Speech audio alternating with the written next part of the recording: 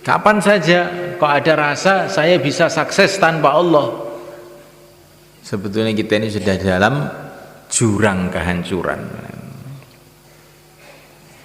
Kita tidak mungkin akan bisa selamat, tidak mungkin akan bisa sukses, tidak mungkin akan bisa mulia, tidak mungkin bisa mendapatkan kebaikan apapun tanpa kita ini tunduk, taat, sujud kepada Allah Subhanahu wa taala, pencipta alam semesta ini.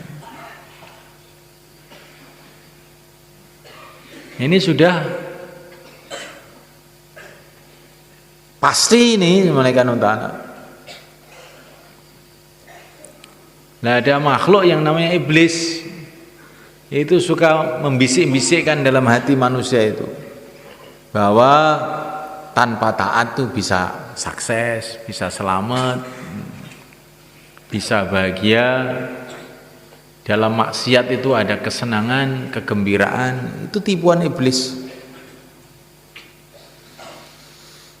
Maka sebelum kakek kita Nabiullah Adam alaihissalam diturunkan ke bumi, dan di bumi itu beliau akan berhadapan dengan iblis, maka beliau itu di surga dikasih latihan dulu oleh Allah. Iblis itu diizinkan oleh Allah untuk bisa masuk surga. Bisi-bisi mbah kita bahwa di dalam meninggalkan perintah Allah akan ada kebahagiaan, akan ada kesuksesan. Waktu itu mbah kita dilarang oleh Allah untuk makan buah khuldi. Tapi iblis itu bisik-bisikkan, kalau kamu makan itu justru nanti umur kamu panjang, Dam. Tapi kalau kamu nggak makan, nanti umur kamu malah pendek, kamu malah susah mati. Kalau kamu makan, nanti umur kamu panjang, kamu jadi seperti malaikat. Ya kalau tidak, nggak akan umur panjang kamu. Terus iblis itu bisik-bisikkan begitu. Inilah kumala minan nasihin. Dia mengatakan kepada mbah kita Adam dan istrinya Hawa, saya ini cuman niat baik aja loh, demi masa depan kamu itu. Kalau kamu nanti nggak makan buah khuldi itu, masa depan kamu suram. Kalau makan itu masa depan kamu cerah. Lah, mbah kita itu nggak ngira ada orang nipu, itu nggak ngira, karena beliau itu kumpulannya itu orang-orang baik terus, makhluk-makhluk baik, malaikat. Nggak pernah ada orang nipu. Nah, iblis itu pertama kali makhluk yang nipu. Maka dikira tenan kira-kira iki. Maka hati-hati semalaika ta'ala. Dan ini tipuan iblis. Zaman dulu tipuan iblis sampai sekarang itu sama saja. Pokoknya kalau kamu mengamalkan perintah Allah itu susah.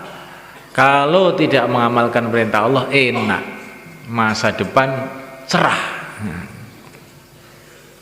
Jadi kalau kamu mengamalkan agama Allah malah susah nanti kamu. Dan kalau kamu tidak mengamalkan agama Allah, gembira, enak. Ya'iduhum wa yumannihim wa ma ya'iduhum syaitanu illa ghurura. Setan itu memberikan harapan-harapan bohong kepada manusia itu.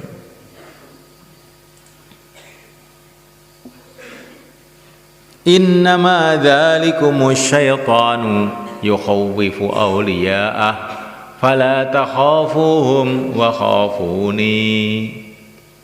Syaitan itu menakut-nakuti orang. Maka Allah mengatakan janganlah kamu takut sama syaitan, takutlah kepada aku. Syaitan lo punya apa sebenarnya? Syaitan itu nggak punya apa-apa. Tapi punyanya satu tok, nakut-nakuti orang. Dia tidak punya senjata, dia tidak punya bedil, dia tidak punya apa-apa. Tapi nakut-nakuti terus, akhirnya orang jadi pada takut. Dia tidak punya duit, nggak punya apa-apa setan itu. Tapi sukanya ngiming-ngiming terus, ngiming-ngiming, sehingga orang tuh pengen. Padahal setan nggak punya apa-apa, cuma ngiming-ngiming tok. Kamu ikut saya nanti dapat duit, kamu ikut saya dapat laba besar, kamu ikut saya dapat senang. Tapi setan sendiri nggak punya apa-apa, melarat nggak punya apa-apa. Tapi karena dia ini istiqomah nakut-nakuti orang pada takut. Karena istiqomah dia ini ngiming-ngiming orang, akhirnya pada pengen semua. Padahal nipu aja semuanya.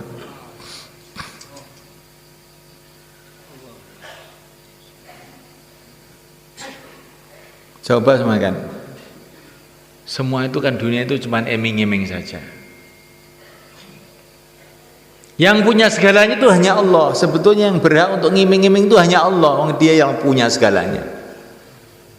Yang berhak menakut-nakuti juga hanya Allah. Dia yang bisa mencelakakan. Adapun setan dan pasukan-pasukannya dan seluruh manusia itu nggak bisa buat apa-apa tanpa Allah.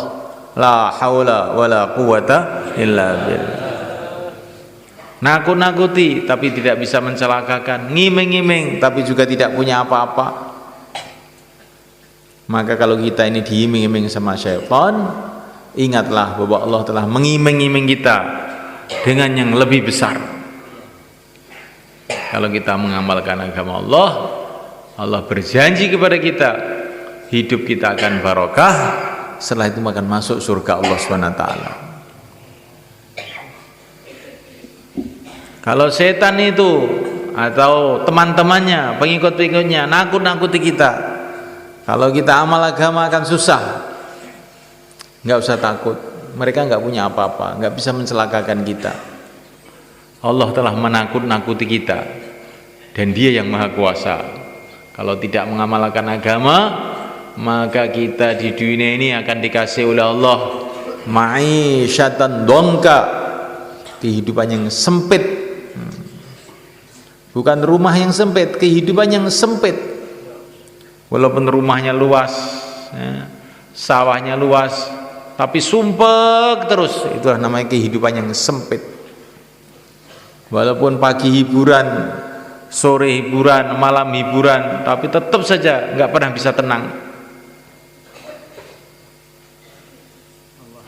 Itu di dunia. Orang yang meninggalkan agama, Allah akan kasih kehidupan yang sempit, seperti kehidupan orang-orang kafir itu. Hiburan siang malam. Kenapa? Karena hati mereka tidak pernah tenang, tidak pernah tentram. Maka perlu hiburan siang dan malam, perlu minuman keras siang dan malam. Nah, karena apa? Hatinya panas sebenarnya. Hatinya panas. Karena panas perlu pendingin. Nah, tapi kalau hatinya sudah dingin, nggak perlu didinginkan lagi. Itulah orang-orang iman. Dan kemudian setelah itu mereka di akhirat akan dimasukkan ke dalam neraka, seburuk-buruknya tempat. Ini ancaman dari Allah yang bisa mencelakakan, yang bisa menyelamatkan. Nah, kalau ancaman dari makhluk itu gak usah takut, cuma kan ancaman dari makhluk itu, makhluk nggak bisa apa-apa, cuman ngancam tok aja. Iming-iming dari makhluk juga nggak usah pengen, iming-iming tok saja. Pada hakikatnya tidak akan ada perkara yang terjadi apapun tanpa Allah. Maka Imam Al-Ghazali rahimahullah, beliau mengatakan, kalau ada orang itu mau membacok kamu dengan pedangnya, kamu jangan takut pedang, karena pedang itu tidak bisa apa-apa kalau tidak digerakkan oleh tangan. Maka yang mestinya kamu takuti itu jangan pedangnya, tangannya itu. Tapi kalau kamu lihat, tangan pun tidak akan bergerak kalau tidak diperintah oleh otak. Maka yang kamu takut itu otaknya, jangan tangannya. Jadi kalau kamu pikir juga, otak itu pun juga tidak akan merintah bacok kalau hatinya nggak mangkel sama kamu. Maka yang kamu takut itu hatinya, jangan otaknya. Hati itu pun kalau kamu pikir, kalau nggak ada nyawanya juga nggak ada bisa mangkel. Yang kamu takut itu nyawanya. Kalau dia mati, masa kamu takut sama orang mati? Bisa bacok kamu orang mati? Nggak bisa. Yang kamu takut itu nyawanya, jangan orangnya. Sedangkan nyawa itu loh, juga nggak usah kamu takuti, karena nyawa itu datangnya dari Allah.